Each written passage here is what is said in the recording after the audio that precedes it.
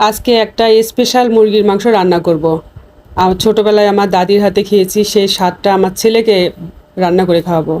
ফার্স্টে তেল দিয়ে দিলাম, তেলের মধ্যে আলু আর রসুন গোটা তেলের মধ্যে ভাজবো।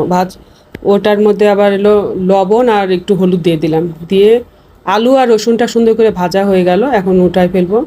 অ্যান্ড দেশি মুরগি রান্নার জন্য তেল দিয়ে দিলাম, শুকনা মরিচ, জিরা, গোটা জিরা, তারপর দারচিনি, এলাচ দিয়ে সুন্দর করে গরম মশলা দিয়ে এটা ভুনা করা হয়ে গেল, ভাজা হয়ে গেল। তারপরে বাটা মশলা দেব, আদা বাটা, রসুন বাটা, পেঁয়াজ বাটা দিয়ে সুন্দর করে কষাই নেব।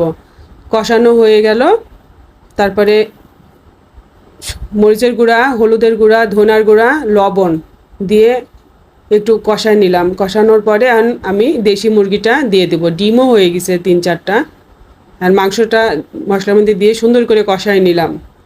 কষানোর পরে একটু পানি দিয়ে দিলাম, গরম পানি। তারপরে এই যে কালো কালো করে ভুনা হয়ে গেল। এখন আমি এটার মধ্যে আলু দিয়ে দিব। এখন আলুগুলো মাংসের মধ্যে দিয়ে দিব, দিয়ে একটু কষাই নিব।